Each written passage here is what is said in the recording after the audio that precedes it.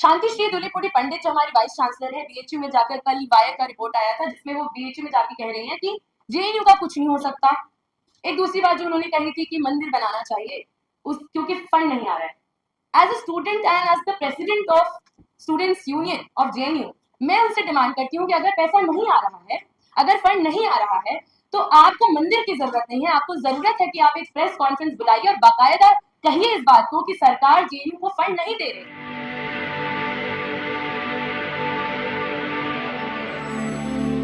Student के perspective से जब हम देखते हैं कि यूनिवर्सिटी का आखिरकार काम क्या होता है, तो हम ये सोच पाते हैं कि यूनिवर्सिटी का काम होता है क्यूरेट करना अपने स्टूडेंट्स के लिए, ऐसे शिक्षक क्यूरेट करना, ऐसे किताबें क्यूरेट करना, ऐसा इंफ्रास्ट्रक्चर क्रिएट करना कि वो स्टूडेंट्स जब आए यूनिवर्सिटी के अंदर आए तो एक अच्छी सिटीजनशिप तैयार हो। लेकिन यह है कि जब से नरेंद्र मोदी की सरकार आई है, बीजेपी की सरकार आई है, चाहे वो जगदीश मामीडाला हो जिनको बाकायदा इनाम दिया गया है, पद्मश्री से नवाजा गया है जेएनयू को बदनाम और बर्बाद करने के लिए, और उसी सीक्वेंस में फिर शांतिश्री धूलीपुड़ी पंडित आती है हमारी vice chancellor and she plays the same game कि जेएनयू को कितना खराब किया जाए, कितना बदनाम किया जाए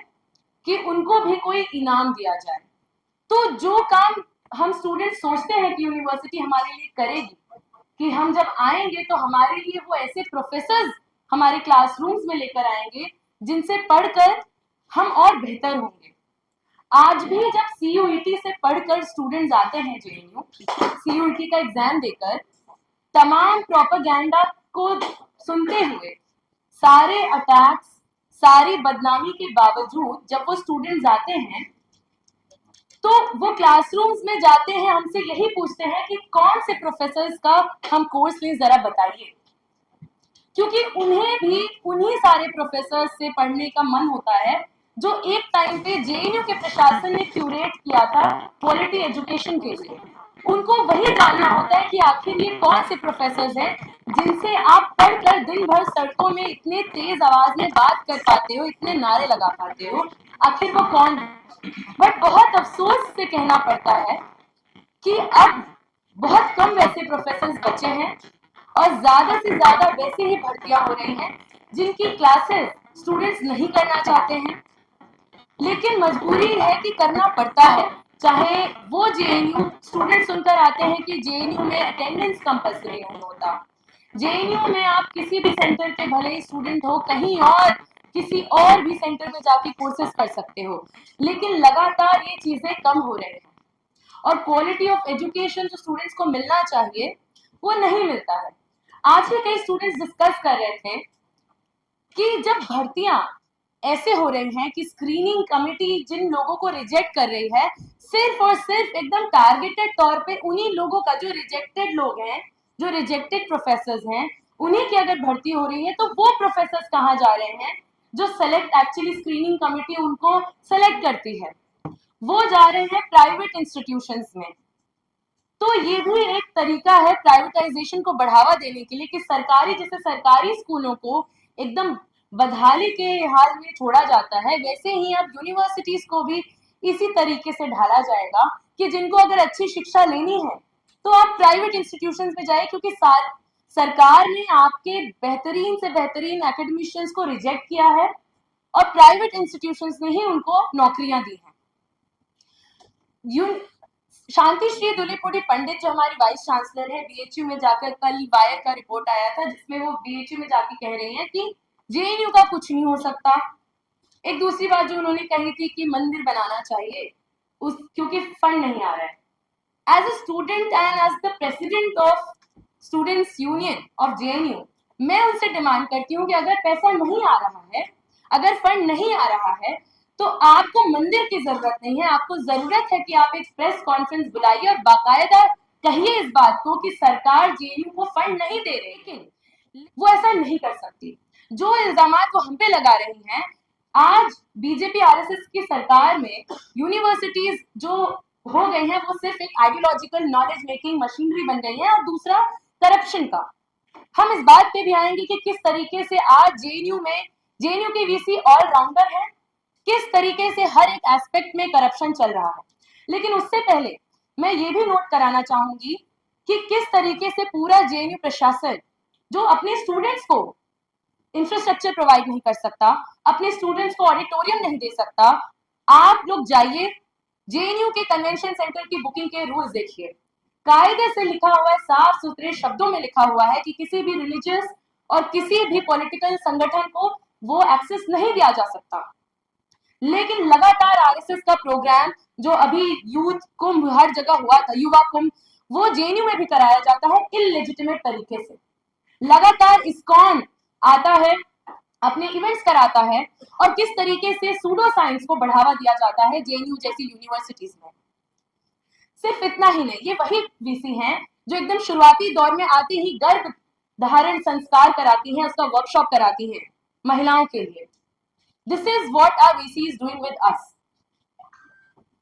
उसके बाद जब हम सिर्फ इतना ही नहीं, कन्वेंशन सेंटर ही नहीं, अभी हमारी काउंसिल मीटिंग हुई थी कुछ दिन पहले, तो उसमें काउंसलर्स ये बता रहे थे, फॉर एग्जांपल नैनो स्कूल का काउंसलर ये कह रहा था कि हमारे पास क्लासरूम्स नहीं है बैठने के लिए। लेकिन उन क्लासरूम्स में होता क्या है, वो क्लासरूम आरएसएस द्वारा हाईजैक करके रखा जाता है, पूरे तरीके से वहां सिर्फ और सिर्फ ताला लगा रहता है और आरएसएस की मीटिंग्स के लिए वो खुलता है सिर्फ और सिर्फ ये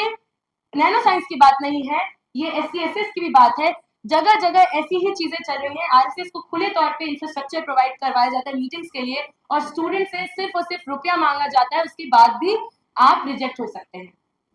अब आते हैं इस बात पे कि हमारी वीसी ऑलराउंडर कैसे है। मुझे याद है कि हमारे चुनाव के तुरंत बाद जो सबसे पहला मेमोरेंडम हमने दिया था, वो इसलिए दिया था कि किस तरीके से जो नॉन टीचिंग स्टाफ में सैनिटेशन वर्कर्स आते हैं,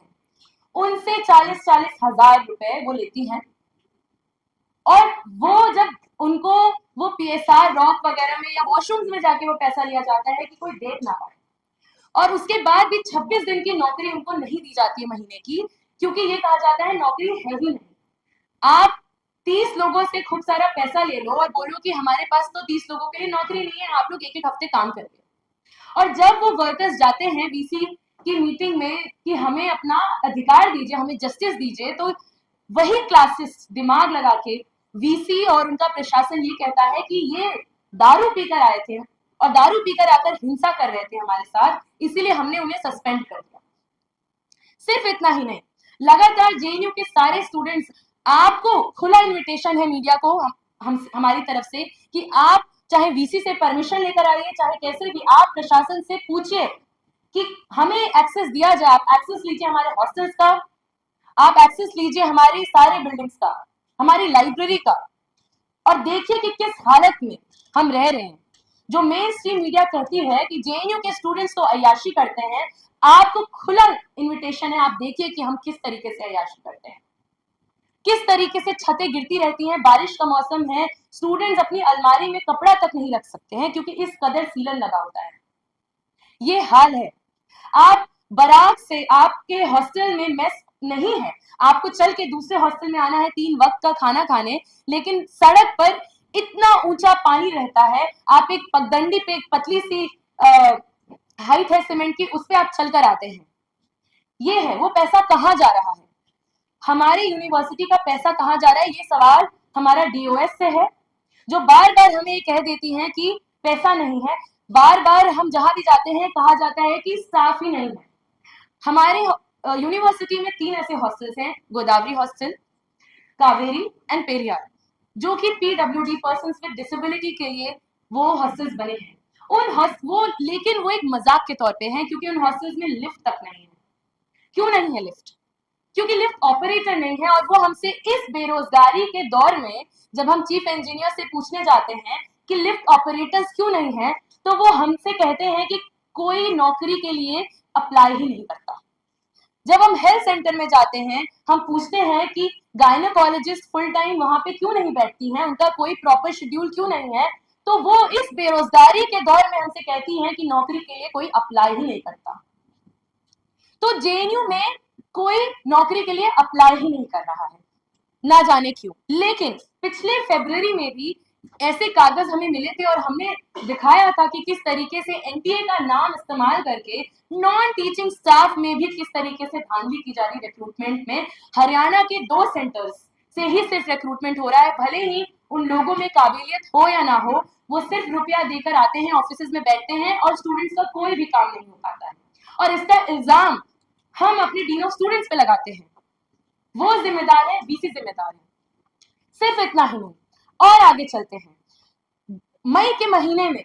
सारे गार्ड्स हमारे पास आके कहते हैं कि किस तरीके से उनसे 40,000 रुपए लिए जा रहे हैं अपनी नौकरी को एक कंपनी से चेंज होकर जब दूसरी कंपनी आ रही है तो वो नई कंपनी 40,000 रुपए मांग रही है।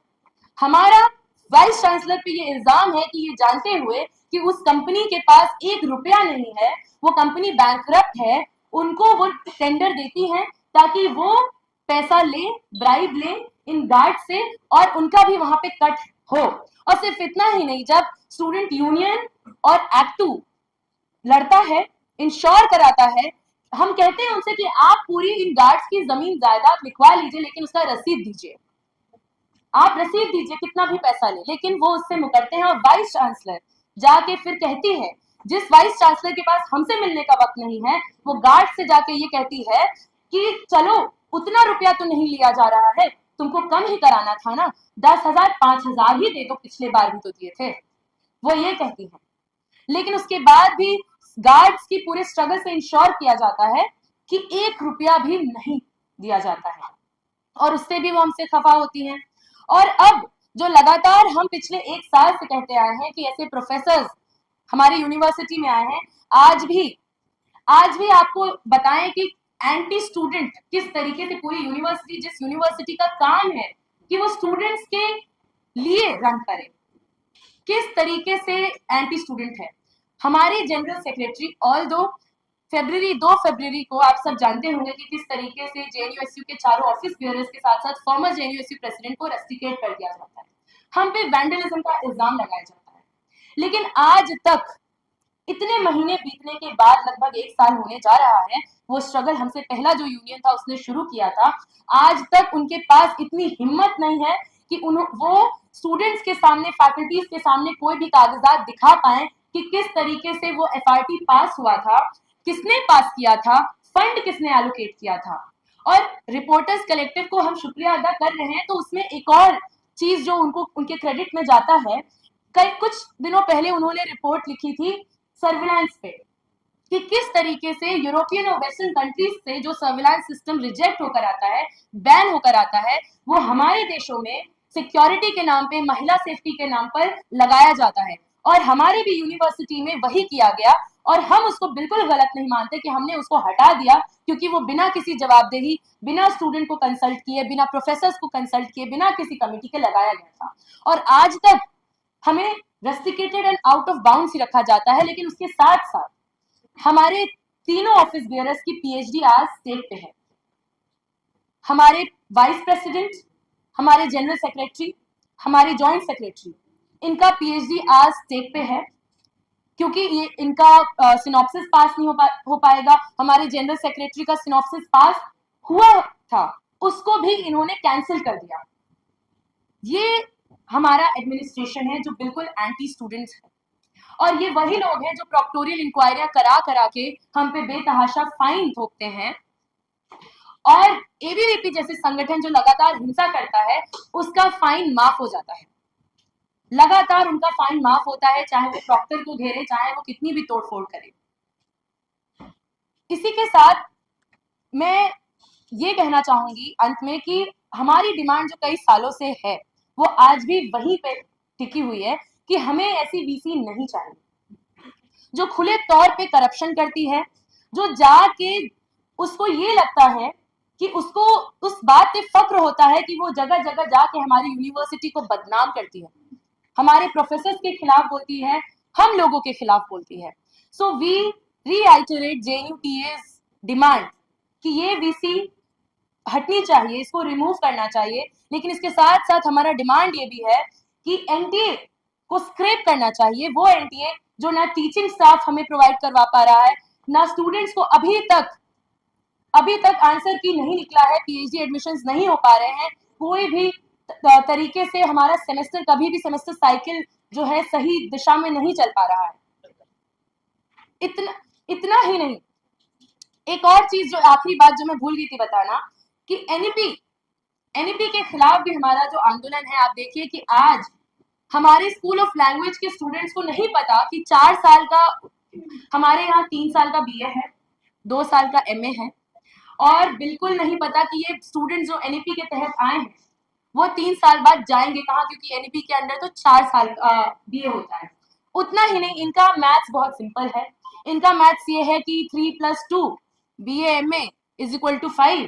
तो उसी तरह 4+1 BA MA is equal to 5। तो आज हमारे स्कूल ऑफ फिजिकल साइंसेज में ये हो रहा है कि स्टूडेंट्स जब 4 साल की बीएससी करके आते हैं तो उनको एमएससी में सेकेंड ईयर के स्टूडेंट्स के साथ बिठाया जाता है। They don't have any course design, they don't have professors, they do not have, our labs are obsolete। तो ये सारी चीजें जेएनयू के साथ की जा रही हैं, और हमारा डिमांड है कि इन सब चीजों पे इंक्वायरी हो। पूरा करप्शन, चाहे वो एफआरटी से लेकर हमारा फंड कहाँ जा रहा है और एज ए टीचर्स को क्यों रिक्रूट किया जा रहा है, इन सबका इंक्वायरी हो। सरकार इंश्योर कराए कि ऐसे करप्ट लोगों को दोबारा ना लाया जाए। आप अभी अगर शांति श्री धूलीपुड़ी पंडित गूगल करेंगे तो आपको पता चलेगा कि किस तरीके से 2012, if I am not wrong, तब से उनका करप्शन जो है, पुणे में सावित्रीबाई फुले यूनिवर्सिटी में उनका करप्शन रिपोर्ट आया था, वो नॉर्थ ईस्टर्न हिल यूनिवर्सिटी में रिजेक्ट हुई थी। उसके बावजूद, क्योंकि वो बाल सेविका है, इसलिए उनको जेएनयू में लाया गया, मामी डाला का जो पूरा काम है उसको आगे बढ़ाने के लिए। So we are in solidarity with JNU TA, और ये हमारी भी लड़ाई है। ये जेएनयू की लड़ाई है करप्शन के अगेंस्ट, ये जेएनयू की लड़ाई है जस्टिस और ऑनेस्टी के लिए। शुक्रिया। इनकलाब जिंदाबाद।